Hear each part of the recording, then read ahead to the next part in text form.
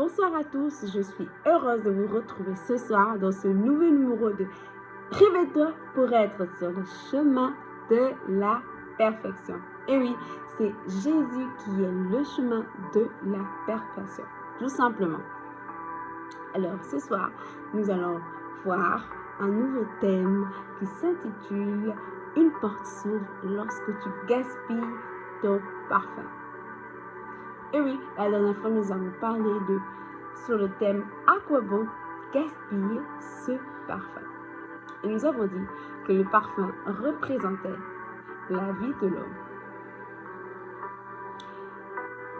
Eh bien, notre histoire était dans le livre de Marc, chapitre 14, du verset 1 jusqu'au verset 10, et pourquoi pas même le verset 11. Alors, qu'est-ce qui s'est passé? Il est arrivé que les prêtres, les maîtres de la loi, étaient en train de chercher Jésus à 2 jours de la fête de la Pâque et des pains sans levain. Ils cherchaient un moyen pour attraper Jésus, l'agneau de Dieu, pour le sacrifier. Mais ils ne pouvaient pas le faire le jour des fêtes quand même. Sinon la foule devait s'indigner là. Ils commençaient à ramasser chacun son caillou là et de l'appeler tranquille. Les lapider tranquille là. Là c'est fini là. Tranquillement. Alors, ils se sont dit, c'est une mauvaise idée d'agir ainsi pendant les fêtes. Mais attendons un peu. Patientons, souffrons un peu encore. Alors, du côté des disciples de Jésus-Christ, qu'est-ce qui s'est passé? Ils étaient en train de se balader avec Jésus-Christ qui représente l'agneau de Dieu qui est prévu mourir le premier jour de la fête des pains sans levain. Alors, les disciples se baladent avec Jésus, demandent à Jésus, ouais Jésus, t'aimerais qu'on te prépare le repas de la Pâque ou effectivement, t'aimerais manger quoi le jour de la Pâque? Poulet rôti, dindon, je sais pas moi, peut-être du mouton, je sais pas. Tu voudrais quoi le jour de la Pâque et tout. Alors ils se sont préparés jusqu'à dresser une table et arriver, être en train de manger dans la maison de Simon le lépreux. Et c'est là, lorsqu'ils étaient en train de manger tranquillement, qu'une femme se présenta. Une femme extraordinaire. Dans la Bible, ne mentionne pas son nom.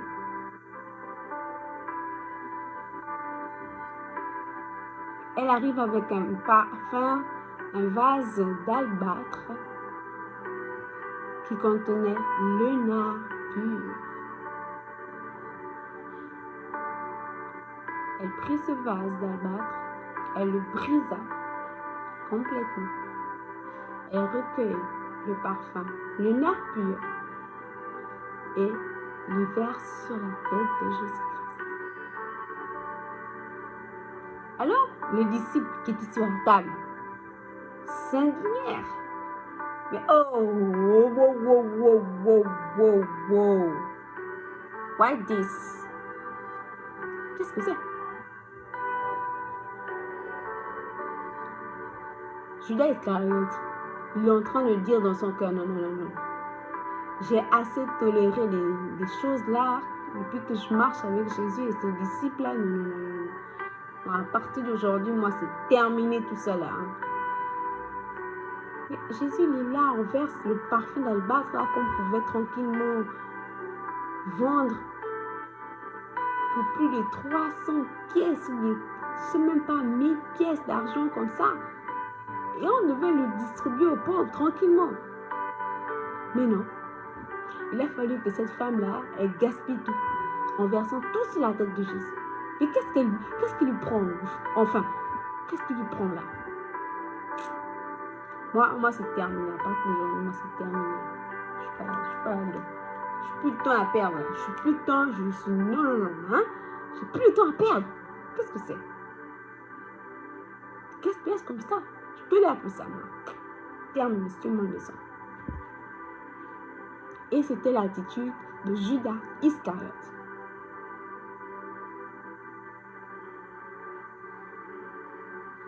Une porte s'ouvre lorsque tu gaspilles ton parfum.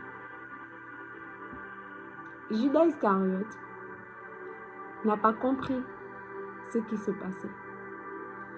Judas Iscariote n'a pas compris le geste de la femme. Judas Iscariote n'a pas compris que le parfum représente la vie de l'homme. Judas Iscariote n'a pas compris que chaque homme doit donner sa vie à Jésus-Christ. Mais non, il a considéré le parfum, il a considéré que le corps de l'homme, la vie de l'homme, qui est donné à Jésus-Christ, c'est du gaspillage.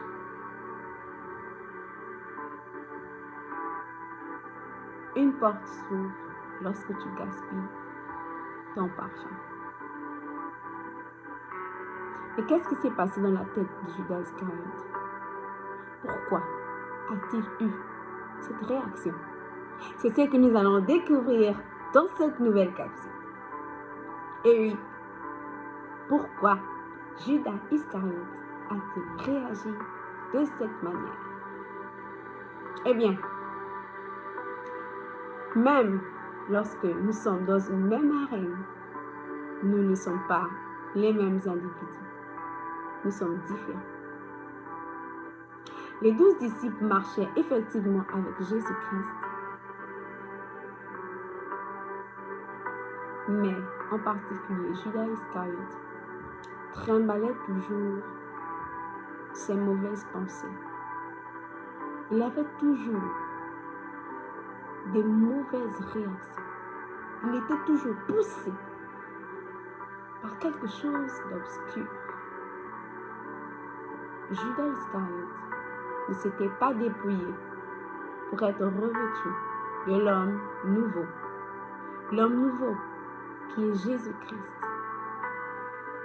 L'agneau qui est sans tache, ni ride, et rien de semblable. Judas Iscariote marchait effectivement avec Jésus-Christ, l'agneau de Dieu. Il écoutait sa parole. Il allait tous les jours dans les synagogues, dans les églises, en train d'écouter comment Jésus est en train de prêcher l'évangile pour sauver les âmes. Judas Iscariote a vu de nombreuses guérisons, de nombreux miracles sous ses yeux. Mais jamais il n'avait accepté Jésus-Christ comme son Seigneur et son Sauveur. Il était en train de faire du suivisme. Jésus dit, on va à gauche. D'accord, Jésus, c'est toi le boss. On va à gauche.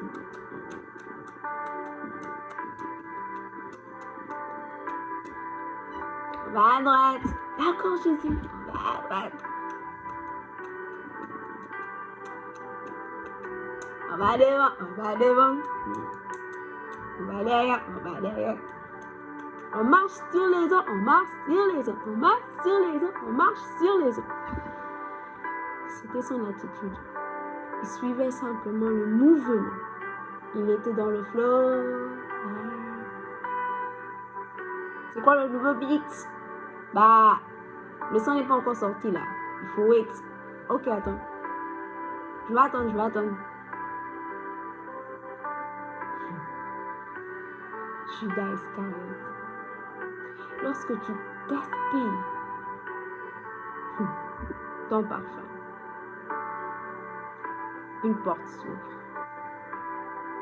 Effectivement, une porte s'ouvre. Mais, c'est quoi la porte? C'est quoi une porte? C'est quoi une porte? Une porte, c'est un passage. Une porte, c'est un accès. Une porte, c'est une ouverture. Une ouverture? Une ouverture. Oui, une ouverture. Une porte nous permet de quitter d'une chambre peut-être pour accéder au salon peut-être ou à la cuisine. Mais c'est quoi le rôle de la porte? Le rôle de la porte, c'est quoi? La porte, nous allons le voir. Le rôle de la porte. La porte sert à l'isolation thermique ou acoustique. Elle garantit la sécurité des personnes à l'intérieur d'un bâtiment. Elle protège les lieux d'une effraction, d'une menace, d'un danger. La porte, ça sert à rester en sécurité dans sa maison pour ne pas donner l'accès à un voleur pendant la nuit.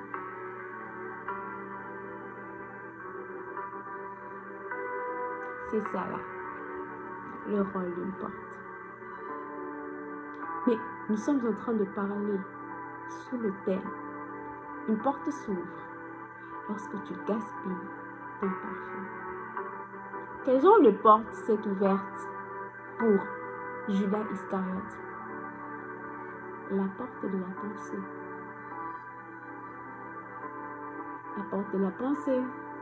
Oui, la porte de la pensée. Mais pas des bonnes pensées, des mauvaises pensées. Je l'ai dit, Judas Iscariote était motivé par des mauvaises pensées. Il n'avait pas accepté Jésus-Christ dans son cœur, malgré qu'il écoutait chaque jour les belles paroles, les conseils de Jésus-Christ.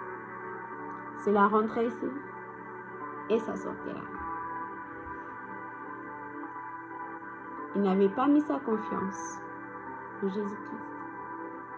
Alors, il a ouvert une porte. Et nous allons voir comment ça s'est passé. Alors, la femme arrive avec son parfum, avec son vase de nard, son vase d'albâtre qui contenait le nard pur à l'intérieur. Elle brise ce vase. Elle prend le nard pur, elle verse sur la tête de Jésus-Christ. C'est alors que Judas Iscariote en particulier craque. Il s'indigne. Il tape le poing sur la table. Il n'accepte pas ce geste. Et qu'est-ce que Jésus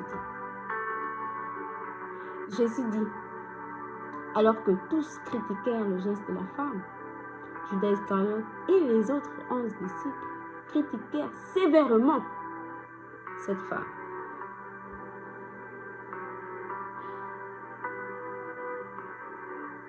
Mais qu'est-ce que Jésus dit? Jésus dit au verset 6 de Marc chapitre 14, le verset 6. Il dit, Jésus dit, laissez-la tranquille. Pourquoi lui faites-vous de la peine? Pourquoi lui faites-vous de la peine? Ce qu'elle a accompli pour moi est bon. C'est extraordinaire ce qu'elle vient d'accomplir pour moi. Mais pourquoi l'engueulez-vous, vous là, les 12 disciples? comprenez jamais rien là. Il faut toujours qu'on vous explique les paraboles. C'est vous qui vous engueulez, qui emmerdez la pauvre jeune femme là. Vous comprenez rien, même si je vous expliquerai, mais vous comprenez jamais rien, vous là, les disciples. Vous comprenez pas. Même si je vous explique le geste de cette femme, vous n'allez rien comprendre. À combien de fois, combien de fois je vous ai expliqué les paraboles? Hein, Pierre? Hein, Jacques et Jean? Ouais, je vous ai expliqué les paraboles, vous avez quoi? Non. Et vous venez critiquer cette femme-là. Hein? La réponse de Jésus a fortement touché Judas Iscariote. Et sa vraie nature s'est réveillée. Sa nature de voleur s'est réveillée. Il s'est dit non. Depuis que j'ai intégré ce groupe-là, mes activités, ça ne marche plus. On ne m'appelle plus pour que je vienne vendre des produits et tout, gagner de l'argent facilement, tranquillement.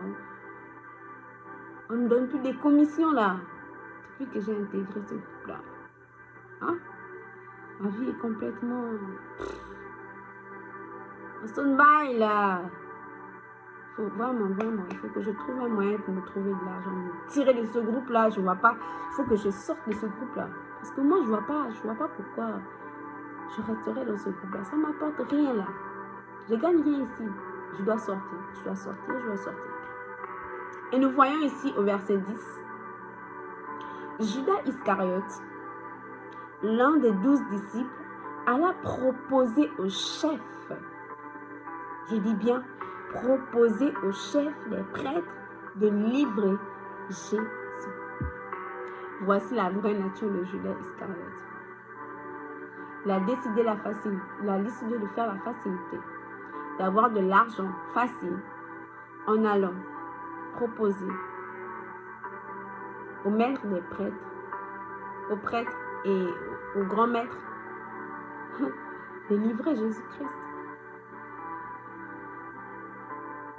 Et au verset 11, il dit, enfin, les prêtres et les maîtres de la loi furent très contents de l'entendre. Et voici ce qui nous intéresse. Et lui proposèrent de l'argent. L'affaire de l'argent, là, ça arrive encore ici. Judas Iscariote. Toi, on te connaît. Dans le quartier, là, on te connaît. On sait que où il y a Judas Iscariote, il y a forcément affaire d'argent dedans. Oui, Judas Iscariote met pied là. Hey, il y a affaire d'argent dedans.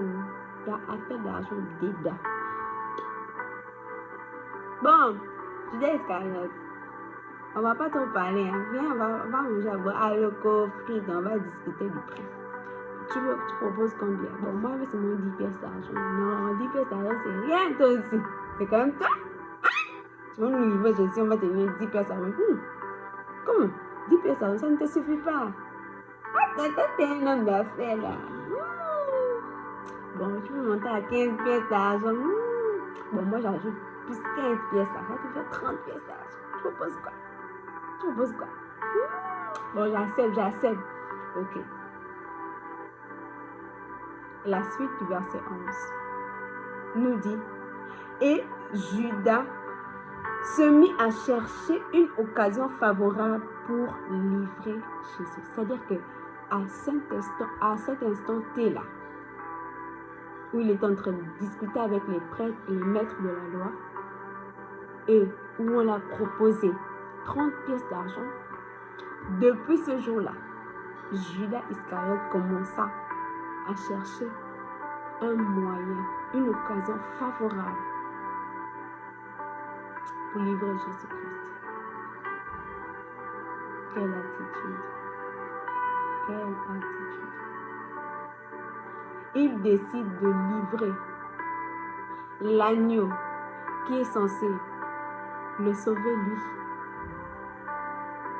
Il décide de se débarrasser de Jésus.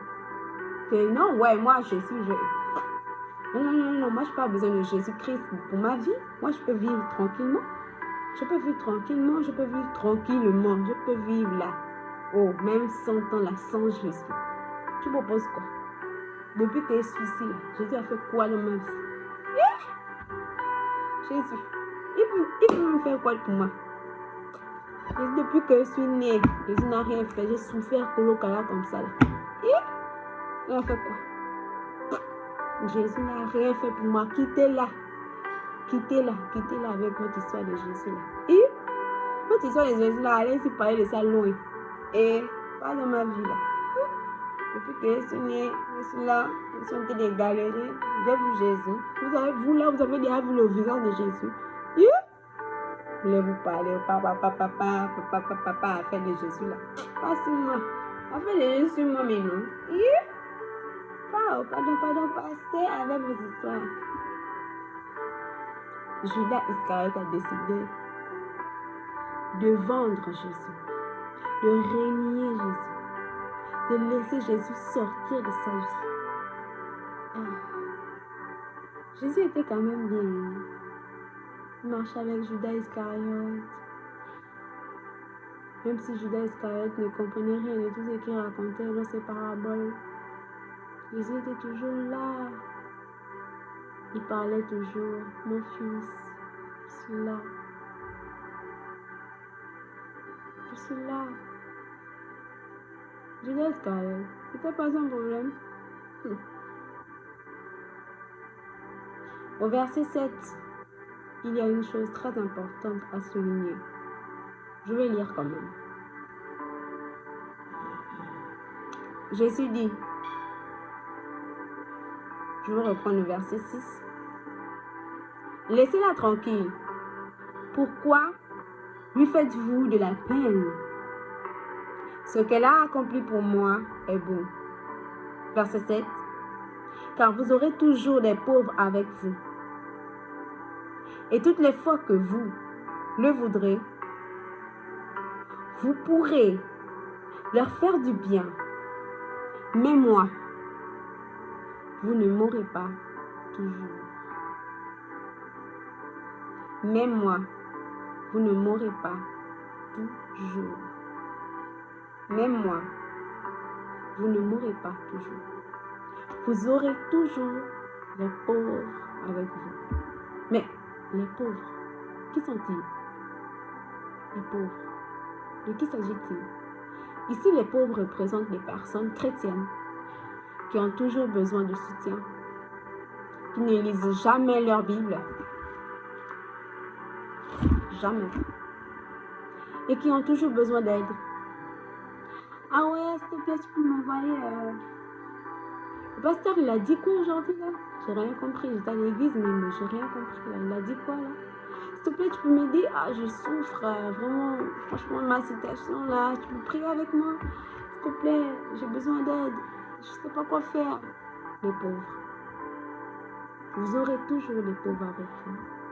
Vous aurez toujours des personnes qui ne connaissent pas la parole en profondeur, qui ont toujours besoin d'aide, qui ne développent pas eux-mêmes une relation personnelle avec Jésus-Christ, mais qui ont toujours besoin, s'il te plaît, tu as prié pour moi aujourd'hui.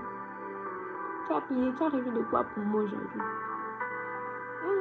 Quand il y a que moi qui fais les rêves, Jésus, donne-moi les rêves pas pour moi-même. Attention, hein. On ne joue pas avec Jésus. On ne joue pas. Jésus dit, même moi, vous ne mourrez pas toujours. Qu'est-ce que ça veut dire? Vous ne mourrez pas toujours. Mais moi, vous ne mourrez pas toujours. Jésus dit, mais moi, vous ne mourrez pas toujours. Qu'est-ce que ça veut dire? Ça veut dire qu'il y a un temps où Jésus se fera rare. Ça veut dire qu'il y a un temps bien fixé où appeler le nom de Jésus-Christ sonnera comme du vide.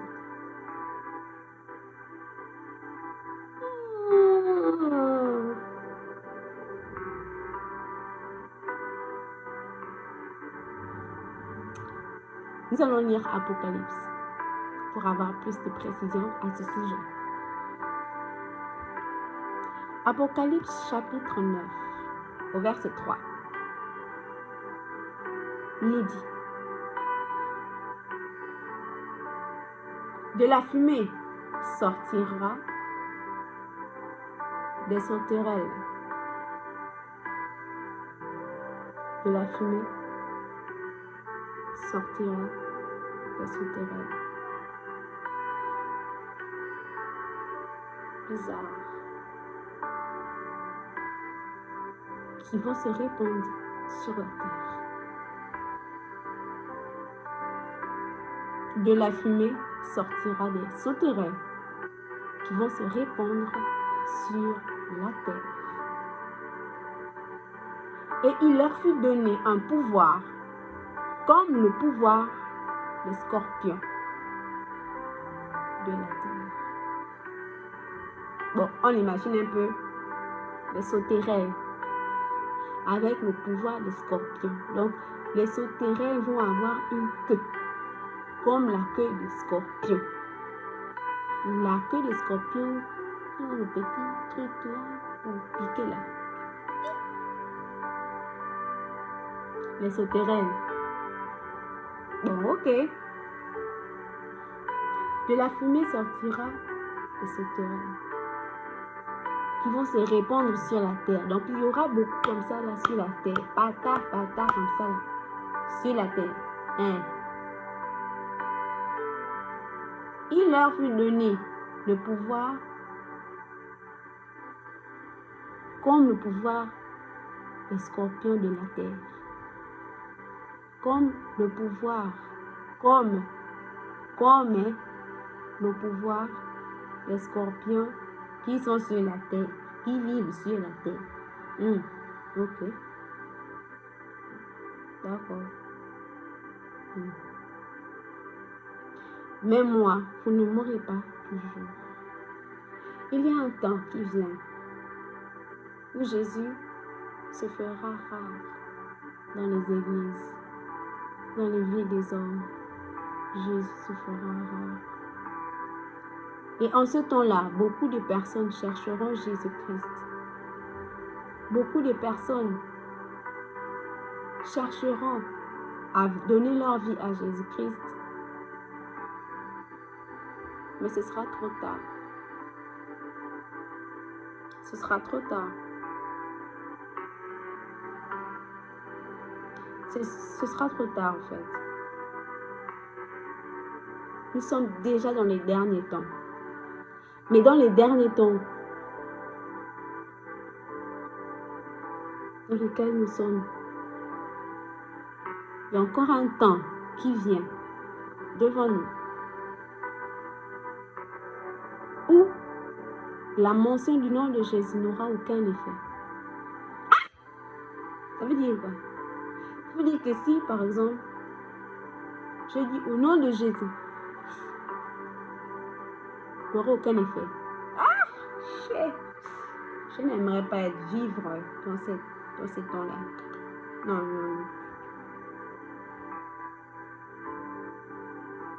Il est temps de chercher Jésus. Il est temps de chercher pour chacun, individuellement, de chercher Jésus. Le temps est venu de se remettre en question, de se remettre sur le chemin de la perfection, qui est Jésus-Christ. Le temps est venu de confesser ton péché. Le temps est venu de marcher en nouveauté de vie. Le temps est venu de croire en Jésus-Christ, qui est ton Seigneur, qui est ton Sauveur. Le temps est arrivé. C'est maintenant le temps de croire en Jésus-Christ. Pour toi qui n'avais jamais cru, c'est le moment. Parce qu'il y a un temps qui arrive. Et en ce temps-là, La mention du nom de Jésus-Christ n'aura aucun effet sur les scorpions avec le pouvoir qu'on a donné aux scorpions, sur les sauterelles qu'on a donné le pouvoir des scorpions. La mention du nom de Jésus en ce temps-là n'aura aucun effet.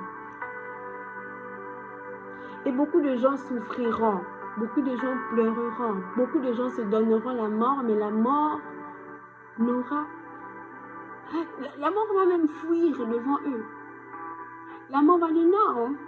Puis, tu vas essayer de prendre le couteau, enfoncer comme ça, rien, ma soeur. Le couteau dit non. C'est pas tout, le couteau prend... tu vas voir les pieds du couteau. Le couteau va fuir. Hein?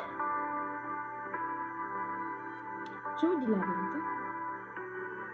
Tu vas prendre la corde pour te pendre. La corde va dire jamais, c'est pas moi. Jamais. Si c'est moi là, donc c'est moi maintenant, jamais de la vie. Tu vas vouloir prendre la drogue va dire maman, hey. Non, ça va partir comme de l'eau. Ça va partir où tu réalises mon que non. Je suis dans quel monde? Ça c'est quel monde? C'est quel monde? Même la sauterelle ne me respecte plus. Je n'ai plus aucun pouvoir sur la sauterelle. J'ai envie d'écraser la sauterelle comme ça. Rien. Aucun effet.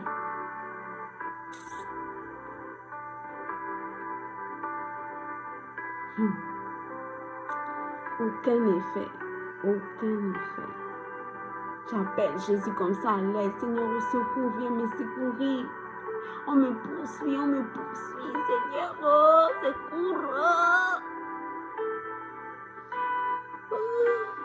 Rien.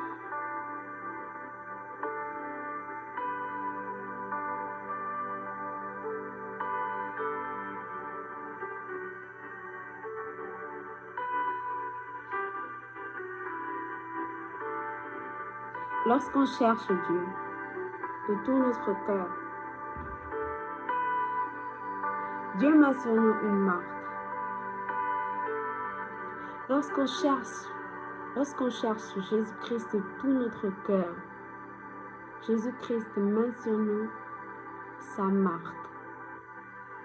Lorsqu'on lit la parole de Dieu, lorsqu'on prie, lorsqu'on se donne à Jésus, lorsqu'on vit dans la sanctification, Jésus-Christ met sur nous la marque du sceau de Dieu, la marque des rachetés, la marque de ceux qui sont mis à part pour Christ. Et c'est pour toujours. Et lorsque tu dis, comme Judas Iscariote, que je n'ai pas besoin de Jésus-Christ, que je le renie, que je le livre, tu perds cette marque pour toujours. Et le fait de perdre cette marque t'emmène à perdre la vie éternelle, le royaume de Dieu.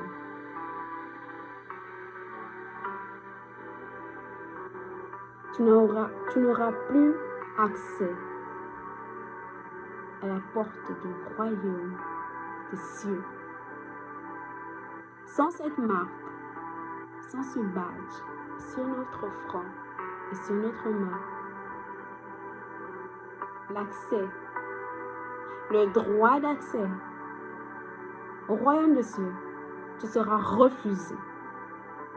Et tu seras dans l'obligation de repartir, d'aller en enfer. Pourquoi? Parce que tu auras décidé de régner Jésus-Christ. Parce que tu auras décidé de marcher selon tes propres voies, selon tes propres choix, selon tes propres convictions, selon ton propre raisonnement. Tu auras agi comme Judas Iscariote. Tu auras décidé de livrer Jésus-Christ. Et nous voyons qu'à la fin de la vie de Judas Iscariote, une fois qu'il a compris que j'ai fait une grosse erreur, j'ai fait une grosse bêtise là, j'ai vendu Jésus-Christ, l'agneau de Dieu, qui devait ôter mon péché. Oh, j'ai fait une énorme bêtise. Eh bien, Judas Iscariote est allé se pendre et il n'a pas bénéficié du sang de Jésus, de cette marque qui lui donnait accès au royaume des cieux. Malgré qu'il était à l'église, malgré qu'il écoutait la parole de Dieu, malgré qu'il chantait dans les églises, dans les chorales, malgré qu'il était musicien, malgré qu'il était, comment dirais-je, trésorier, eh bien, il a fini en enfer. Je viens te dire que le fait d'aller à l'église ne fait pas de toi un chrétien.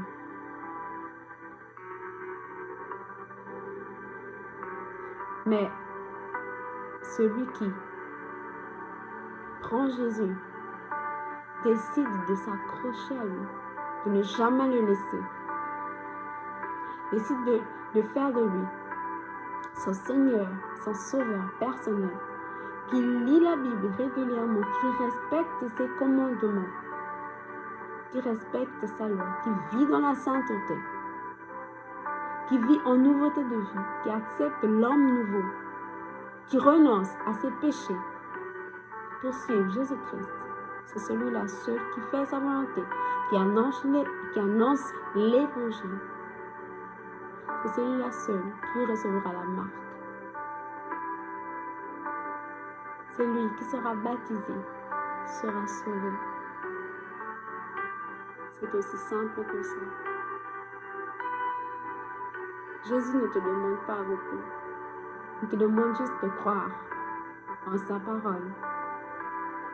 Il te demande juste de l'accepter, d'ouvrir ton cœur, simplement, afin de recevoir la marque qui plus tard te donnera accès à ses portes. De même que ici sur terre, tu auras déjà les prémices de tout cela, mais encore plus dans les cieux. Car nous vivons non pas seulement que pour cette terre, mais aussi pour la vie qui est promise dans les cieux. Soyez bénis.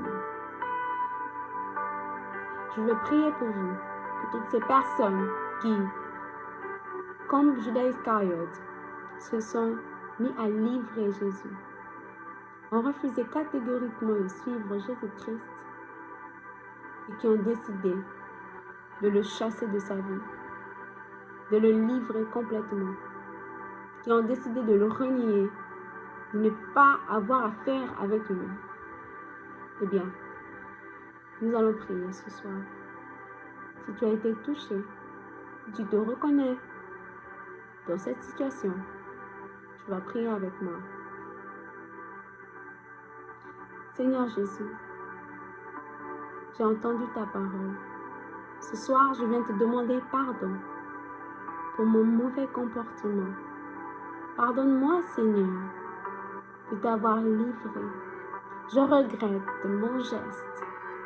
Je regrette amèrement le choix que j'ai eu à faire. Je reconnais que j'ai suivi des pensées qui étaient contraires à tes pensées. Je viens te demander pardon parce que j'ai ouvert une porte obscure, une porte qui a gaspillé mon parfum. Pardonne-moi, Seigneur.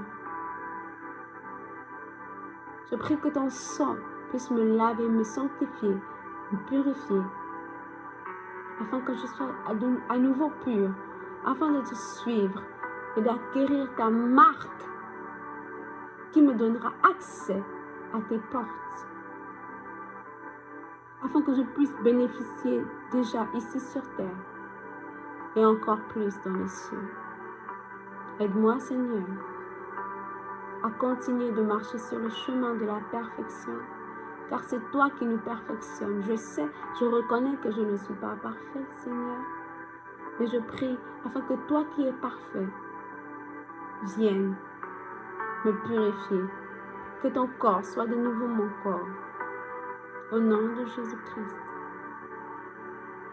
Seigneur, ce soir, je t'accepte comme mon Seigneur, comme mon Sauveur personnel. Viens et prends ma vie, tel ce vase, tel ce parfum, Seigneur, qui est répandu sur toi. Dans le nom de Jésus-Christ. Éternel, fais de moi un des serviteurs de ton royaume. Dans le nom de Jésus-Christ. Merci, Seigneur. Parce que je crois qu'en ton nom, tout est possible. C'est dans le nom de Jésus-Christ que j'ai prié. Amen. Soyez bénis.